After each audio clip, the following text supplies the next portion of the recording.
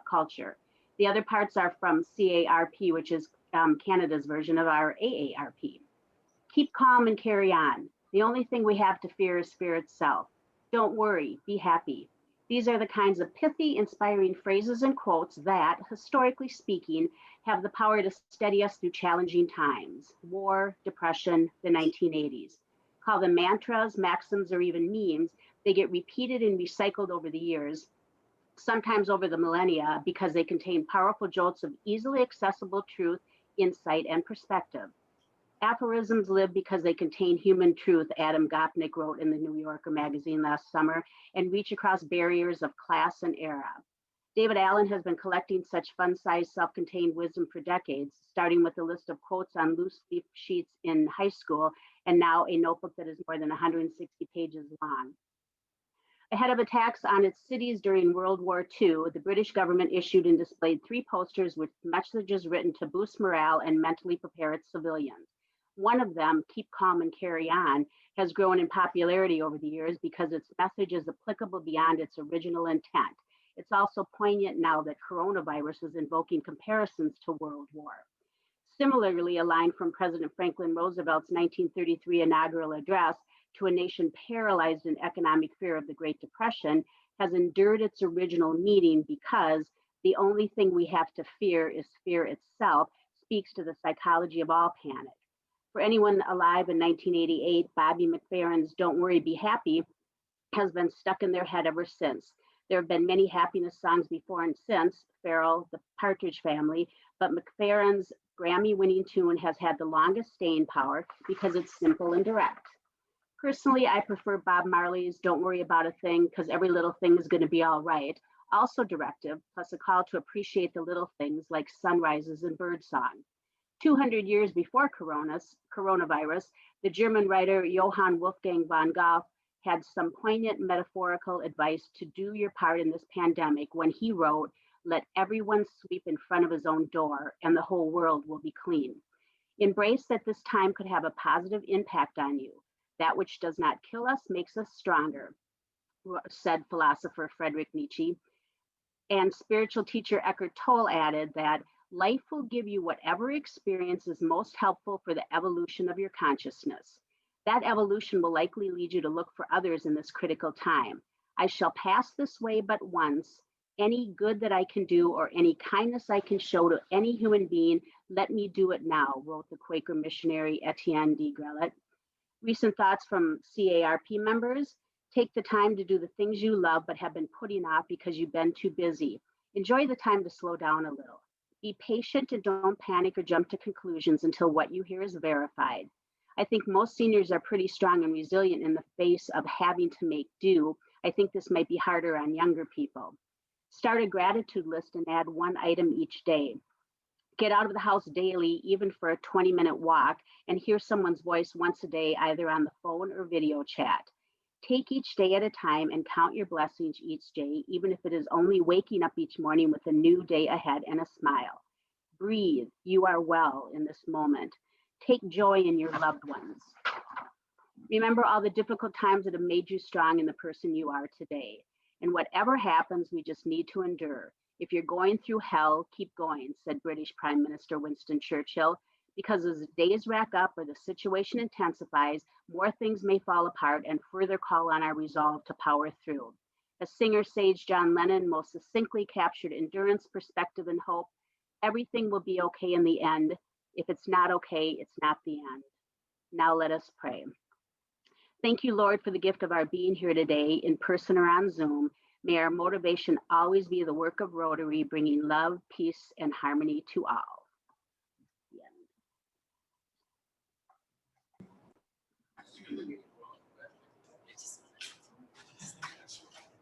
Thank you. And I'd like to thank Terry Gilberstadt for serving as our record reporter today. Thank you, Terry. We have introduction of visitors and guests. Julie again. Geez, we don't have, there are no visitors or guests. Okay, thank you very much. You're welcome. Kathy, did Deb give us a history item? Deb's ready. She has it. I'm here, yeah. I just appreciate you leading the meeting. So, yeah, can you put that picture up, Kathy? I wish Galen were here because it's super funny. But anyway, this is, Galen is here. oh, you're on site. Oh, good. Galen, you need to tell about the picture. It's from 1977. Can you come up to the microphone, Galen?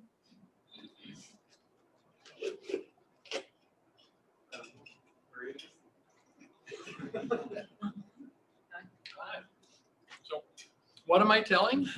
Oh my God, look at that. Does he need a mic for this, or does that? Is the mic here? Well, the young gal in the picture is Taylor Wallace from New Zealand. And she was a Rotary exchange student. Her father was an actor and was working on a movie with Kevin Costner in Australia.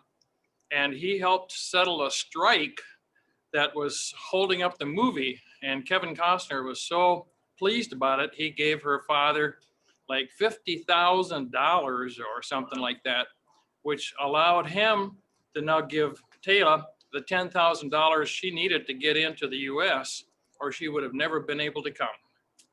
So that's a little background on Taylor Wallace. And she is living with her mother at home and had applied for the application, had no physical or economic means to get into the US to pay for it. And it just so happened this money came through Kevin Costner and was making this film. And she came over, and lovely lady. She's over in London and became a lawyer actually, and is doing very well. So has a little background on Taylor Wallace, an exchange student from Auckland, New Zealand. Thank you. for sharing that, yeah. Go ahead, Deb. All right, do we have the holder of the Above and Beyond Inspiration Pin who wants to present it today? It's Julie. Not, I don't think we have one on. Okay, we will do that again another week. Special announcements. I know we have 2 events coming up. Does anyone want to tell everybody about the club visioning that's coming up October 28th? All right, I'll do it. October 28th, 3:30 p.m. We are having our club visioning. This is your opportunity to be a part of the planning that's going to determine the future of this club. So emails have gone out with the opportunity to register for that. It's being done via Zoom. So please sign up for that. And we have the next day, an event. Jan Vanderwall. Jan's on. Bonjour, bonjour, monsieur. Just to say though, going back to the visioning event, I was at the Forest Lake event when they did it, and it is moving pretty fast, get some ideas out, not too much, it doesn't take a lot of time, and everybody gets their oar in the water, and I think we really can use that kind of conversation every once in a while with our club. We do talk to each other regularly, but this is a chance to kind of just make sure we're all kind of rowing the boat in the same direction, just to borrow Mr. Flex. And I also encourage people to remember to do their homework, the writing assignment. And remember when you're doing that to synthesize it to bullets. Not as in guns. I have one question about that. It said that registration was due last Monday. Is it still open? Yes, there is still space. So if you have not yet registered and you want to, you can still do so. Thank you. Thank And then the next day, I'm good. How would you like to go to Paris and not have to spend $3,000? How would you like to go to Paris and not have to pack your bag, not go through the TSA, and not come back through the TSA? Well, all you have to do is get on a Zoom call with us on Thursday and at 7 o'clock, and we're going to have a little French tour of Paris, of Versailles, of Giverny, through some pictures that I took on a trip, an 8-day trip that Kim and I were on with our friends. And we'll give you a chance to see some of the big things and maybe some of those little things that you didn't know about Paris. And we'd love to have you come. We're doing this in honor of Polio Plus Month. if you are inspired by the fact that you are going to Paris and you're not going to spend $3,000, you might consider putting a little bit into the Polio Plus Fund instead. Thank you very much. Back to you, Brad. We have a question. Oh, we have a question. They want, Maggie Mile wants to know what was the name of the Kevin Costner film? Yeah, I know it, something with, okay, I can't remember it. All right, well, thank you, Jan, for putting that on. We all look forward to taking that trip. And I'll come up later with that name and I'm going to shout it out in the middle of the speaker. So Nathan, be ready. Does anyone else have any announcements for the club? Doesn't look like it. So Jenny, would you be kind enough to introduce our speaker? Yes, today we have Nathan Faith. Nathan has been providing investment advice for clients as an investment advisor representative of Boulay Financial Advisors since 2010. He specializes in accumulation, distribution, and tax planning, and he assists clients within the realm of financial planning to include investments and money market or money management, estate planning, and risk and debt management. Today, he's going to talk to us about learning how taxes on our wealth and income may change, when it could happen, and what we can do about it. So Nathan. All right, well, thanks for the introduction.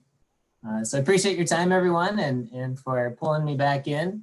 If you recall, I spoke about this time last year regarding how you or folks that you know can minimize their taxes within retirement, specifically on your Social Security and Medicare taxes. And our conversation actually will kind of continue today with this presentation. Give you some insight. I direct our financial planning for a firm down the road called Boulay.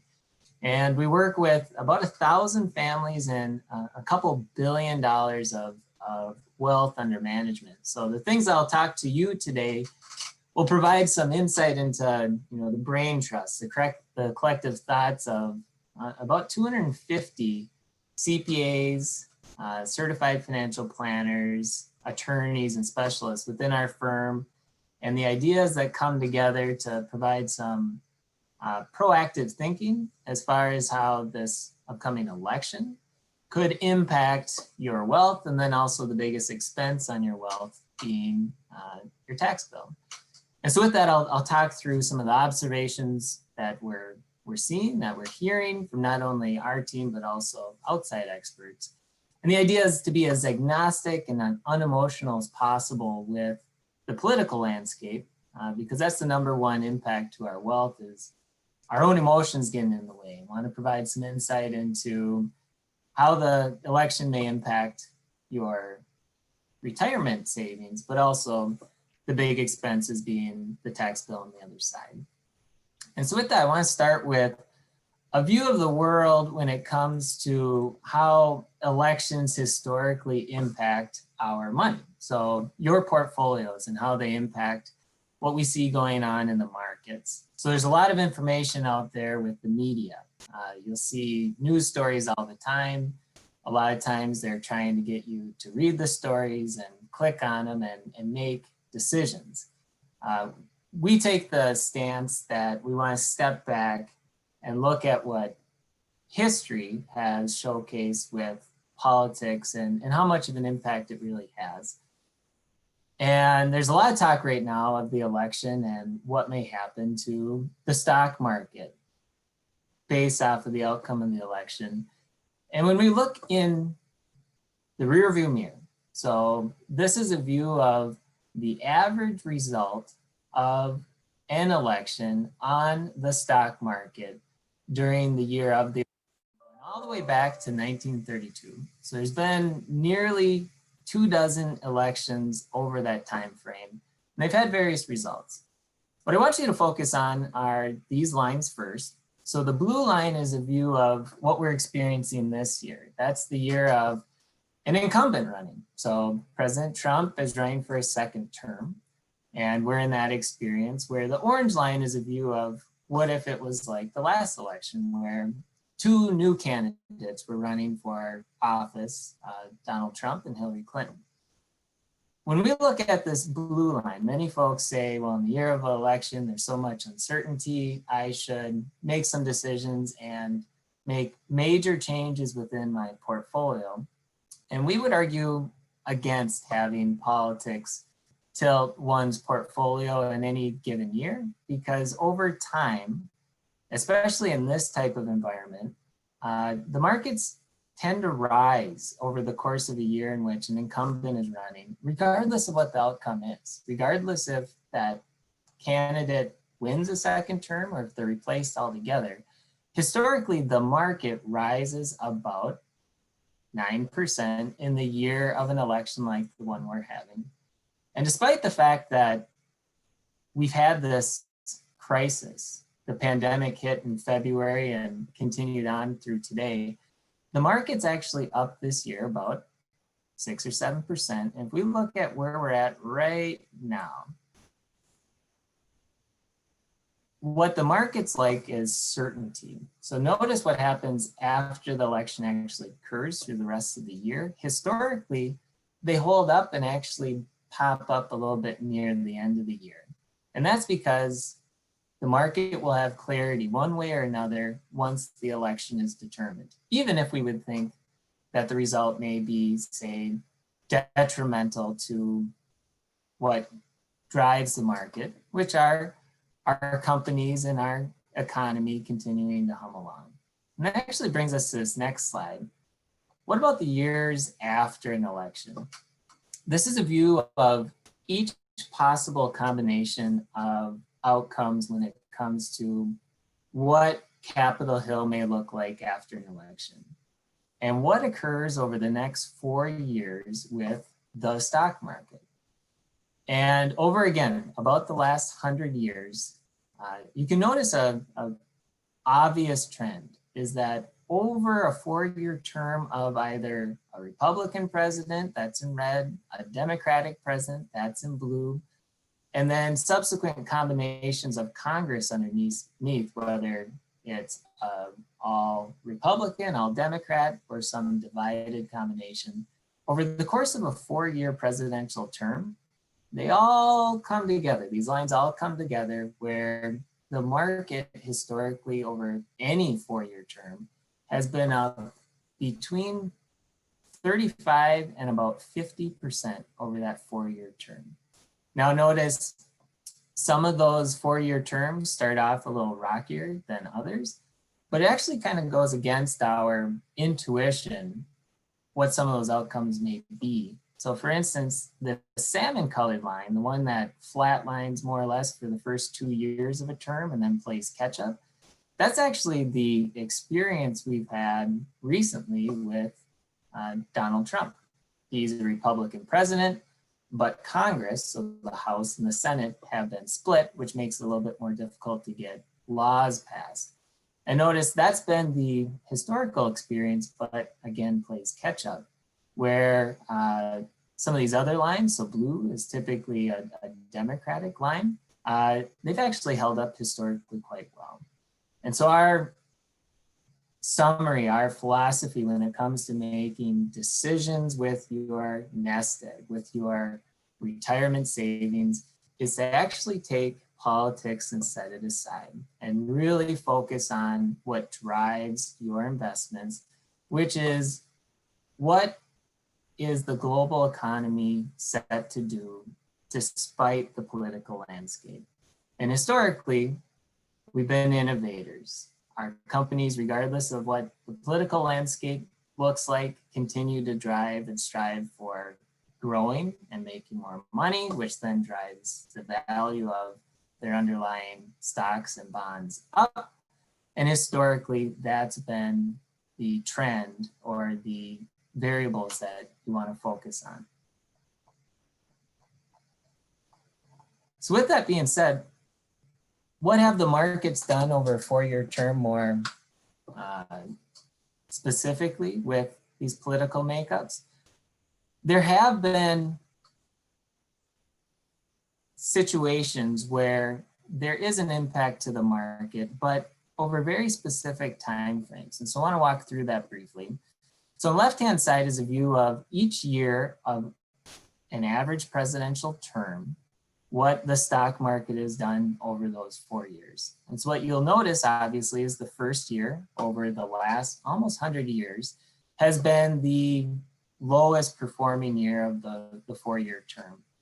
And then the last year has been the highest, but they've all been up. So a little under 8% to a little over 9%, which means your money would double over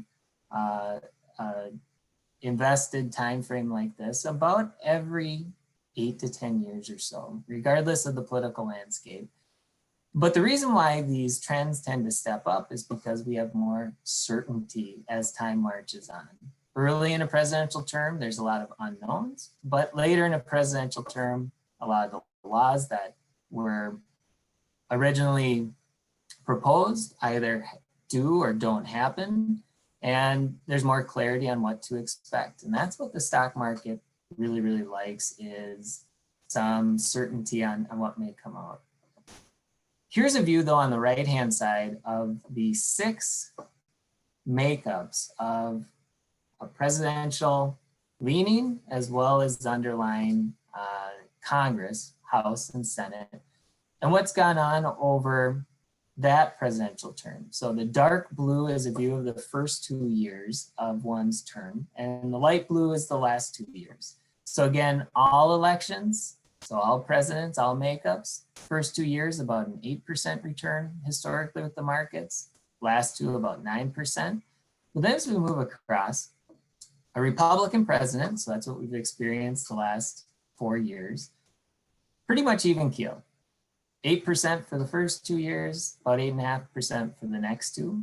Then we move on to a Democratic president. The first 2 years lower, about 6%, but the last 2 years higher, a little closer to 9%. And then we break into the various makeups beyond that. So what about a president who has Congress the same leaning or color as him or her? That's what we experienced the first 2 years of Donald Trump's term. So first 2 years where there's more certainty, more clarity, a group that has a sweep has more ability to change laws. And those first 2 years, the markets tend to pop. So 12% per year. And then they tend to drop off to about 8.5% per year. But what about a potential Democratic sweep? That's the second lowest first 2 years of this bunch, about 3.5%. But the last 2 years play catch up, and again, about 8% per year. But notice what the worst, at least initial outcome is, which is what we've had the last 2 years, which is Republican president, but divided Congress. So the first 2 years, really quite flat, and then again, catch up the last 2 years. If Donald Trump were to win this election, this is the columns that we'd be looking at, because he'd be Republican president, likely divided Congress. But notice the best combination of this graphic is actually a Democratic president and a divided Congress. For a number of reasons, but notice the first 2 years are by and far the highest, 14.5% returns. But the next 2 years are also as high as really any other final 2 years in any other combination. Historically for the markets, this combination is actually the best combination, even though it seems intuitive that it would be a sweep of some sort. So again, we want to stress the point that politics tend to weigh on our emotions and not to make financial decisions when it comes to your retirement savings based off of elections and political outcomes. As things stand right now, it's good to look at the probabilities to help us base decisions on. And here's a look at some of the most recent polls. So as far as Biden being a Democrat, his poll numbers are a little north of 50%, and Trump being a Republican, his a little over 40%. It does get a lot more specific when it comes to, well, in what states is this? Who has the lead when it comes to, say, the Electoral College? Overall, a little more than a coin flip. Likely that Biden may win this presidential election. But there's a lot more to the story. So when we look at the probabilities of things changing, we want to look at the underlying election that goes specifically to Congress. So here's a view of one half of Congress, which is the Senate. So as you know, the Senate has 100 seats, 2 seats per state. So it's not based off of population at all. Everyone gets 2 seats. And as of right now, there are 53 seats that are held or strongly lean towards Republican, and there are 47 seats that are held or strongly lean Democratic. But what's unique and interesting about this year specifically is that there are 23 Republican seats up for re-election, so they're at risk, but only 12 Democratic seats that are up for election or at risk. And of those seats, about 5 are seen as being more or less a toss-up. They could go either way. And when it comes to flipping the majority in the Senate, if the Democrats were to win 3 seats and win the presidency, because then they'd have the vice president break any sort of tie, then they become the majority in the Senate. Whereas if the Republicans hold on to at least 4 of these seats that are considered a toss-up, they could hold on to the majority at least for another 2 years. But a key consideration when it comes to planning, specifically on tax planning, changes to tax laws, is also to look at the next 2 years.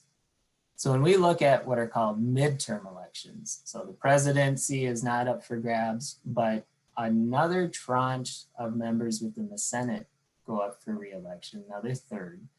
Again, the Republicans will have 20 of their overall 53 seats up for re-election, where the Democrats will have the same number of seats really at risk as they do in 2020. And so even if the Senate were not to change hands in this election, just from a pure risk and probability standpoint, it very well might change hands 2 years later. And that's where there could be some more shifts within the political landscape. As for the other side of Congress, when we look at the House, early on in Trump's presidency, the House was a majority Republican. It was also Congress, so Senate was a majority Republican. So it was more likely to get laws through because the Republicans had the legislative branch and the executive branch covered. And they tried but failed to make changes to Obamacare, and they tried and succeeded to make big changes to the tax code. In the midterm elections 2 years ago, the Democrats actually took back the House. And that's why it's been very, very difficult for new laws to be changed. There have been some, but the House to change back to the Republicans would be very, very unlikely because the Democrats hold 223 seats, the Republicans hold 193, and there's only about 20 that are considered close calls or up for grabs. Even if the Republicans won all of those seats, it'd still be too far apart to get a majority. And so from this election standpoint, it's seen as the Senate could flip. The presidency can definitely go either way, but the House will likely stay in a Democratic majority.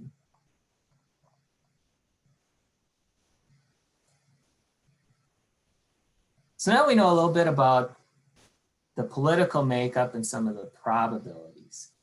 How could this impact your biggest expense on your wealth, which are your taxes, whether you want it to or not? these are the various outcomes listed here. And what it would take to ultimately experience this, and really in what year could big change begin to happen. So if we look here on the left, this is the term that's been used in the media a lot, which is the blue wave. So that's a combination of candidate Biden winning the presidency, but also the Democrats taking back the Senate. So they would have majority in House and Senate. They would have the president and vice president on Capitol Hill. And much like in Obama's first 2 years of his term, have a clean sweep and could potentially pass some monumental laws without much standing in their way. And if that were to occur, so say in 2 weeks, we see that being the outcome, the folks who get elected don't actually take office until January or so of next year. And that means any law changes could begin as soon as 2021. And typically tax law changes are retrospective to the beginning of the year in which they're passed. So this year, 2020, is considered safe. So if there's major changes, the current landscape will hold for at least one more calendar year. But then the risk is things could definitely change as early as 2021. But then there's this middle combination. So if we look at the probabilities of candidate Biden winning and winning the Senate, that might be, say, 50-50, maybe a little north of that. But if we look at these other outcomes, it could be, say, a little less than 50-50 that these outcomes come through. So if Biden were to win the presidency, but the Senate does not flip, so the Democrats this go around are unable to gain the majority for whatever reason, I've termed this the blue ripple. So it's definitely a change. Having Joe Biden as the president would change the agenda, change the executive decision-making authority, and there's a lot of decisions the president can make. But as far as big monumental changes to our laws and our tax code, hard to do when there's a Senate majority on the Republican side still standing in the way.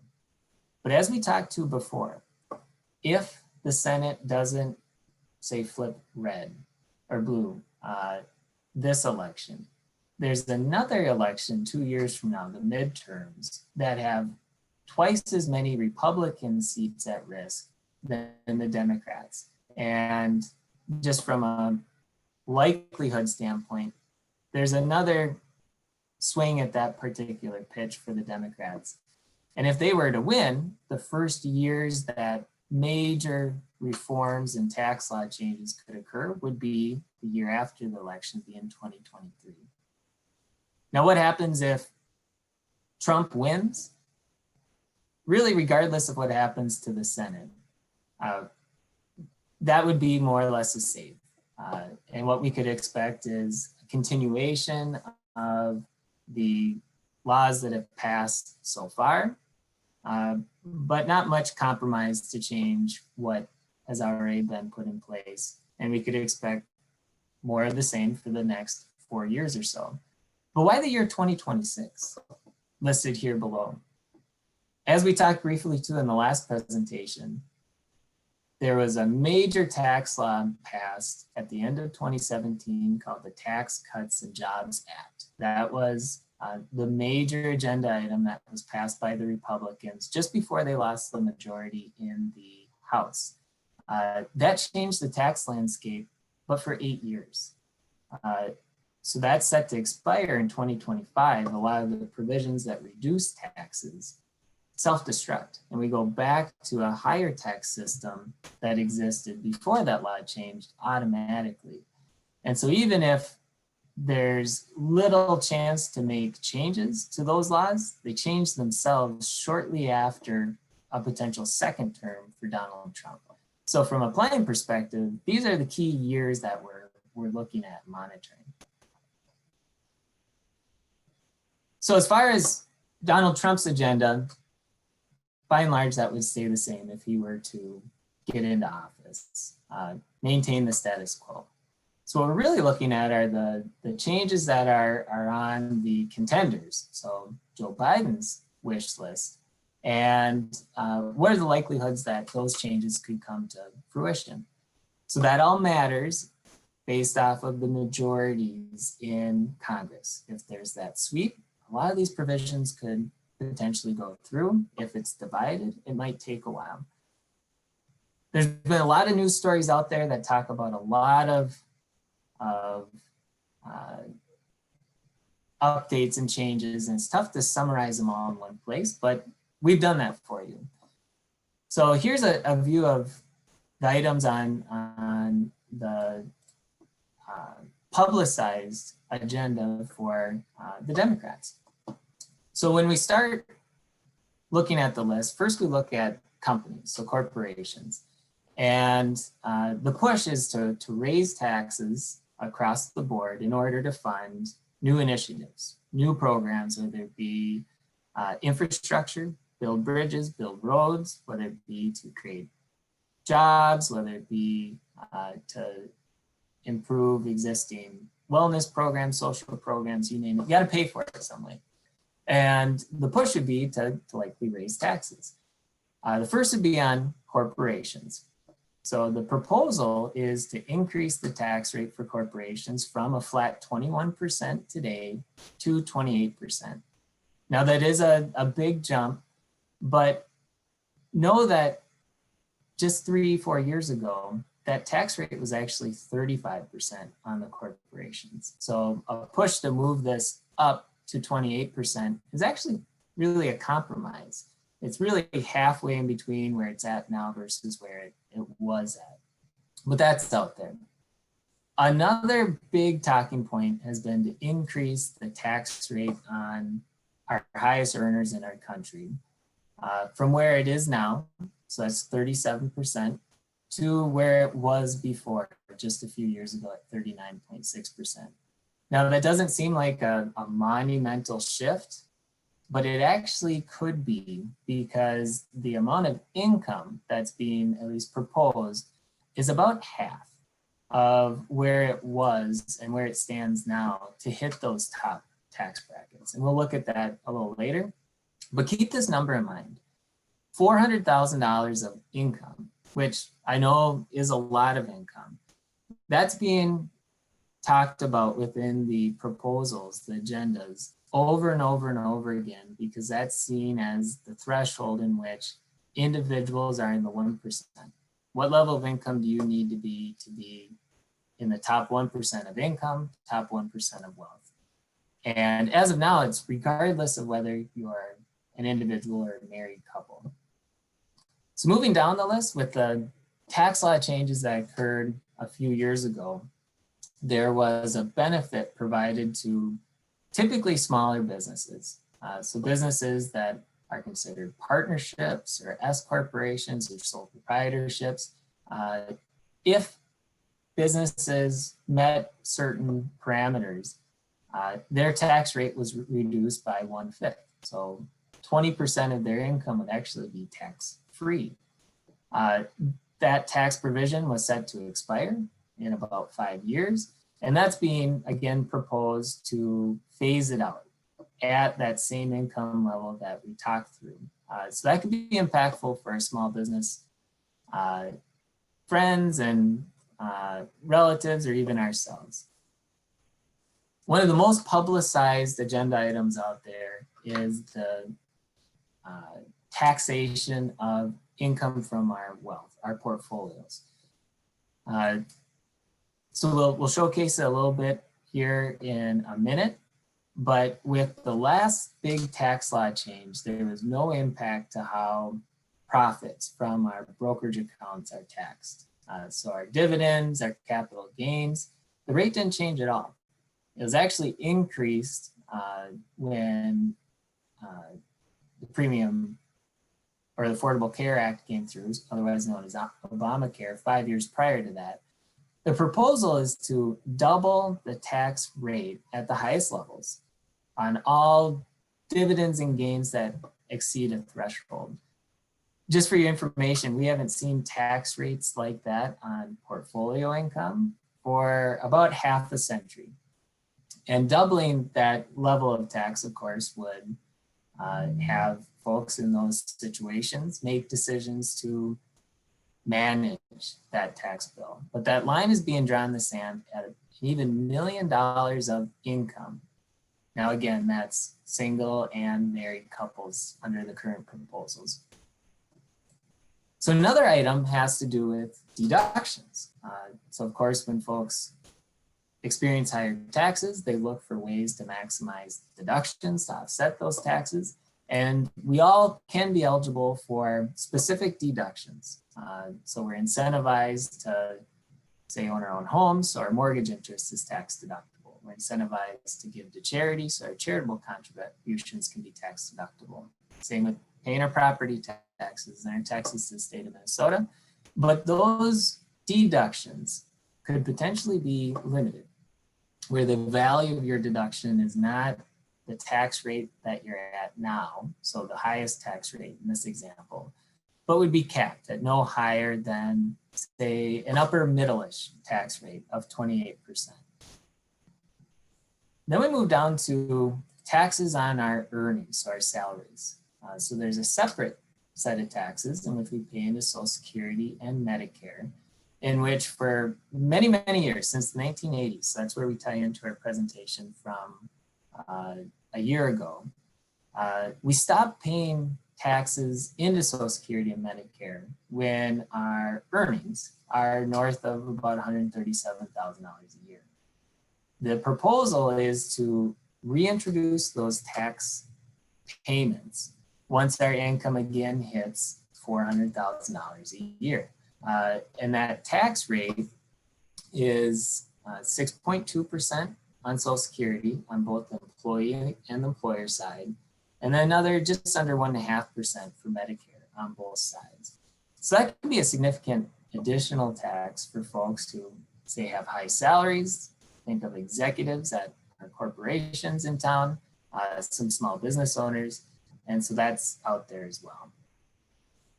And then there's a push on retirement savings. And so this can be a benefit for many, a detriment for a few. And the proposal is to change how we are incentivized to contribute into our own retirement accounts. So think 401ks, IRAs. Right now you receive a tax deduction at whatever tax rate that you're at. So presently the highest federal tax rate is 37%. The lowest is of course 0%. And if you make a 401k contribution at the highest rates, Uncle Sam is really contributing about 40% of your retirement plan contribution. Or if you're at the lowest rates, there's no benefit at all. The proposal is to give everyone a 26% tax benefit. So if your rate is higher than 26%, you are worse off. But if your rate's quite low, so say 0%, you receive a $2,600 bonus for every $10,000 you contribute to a retirement plan. It's like be an IRA, a Roth IRA, a 401k, all the way down the list. Nathan, I do have to interrupt. Hold on just a moment, I'm getting some feedback. Yeah, go ahead. Time, I do have to interrupt your presentation. I apologize for that. But would you be willing to stick around for a little bit after the meeting if people have questions for you? Oh, absolutely. Yeah, are we out of time? Yes, yes, we are. Oh, okay. I guess I misunderstood. I thought we had until a little after 1. Okay. Okay. Well, Nathan, I want to thank you. And what our club does to thank our presenters is we make a donation in your honor to Roseville Rotary Woods and Rain Garden in Roseville Central Park. So that's the way we say thank you. Thank you very much for a very interesting presentation. And Jenny, could you let all of us know what next week's presentation will be?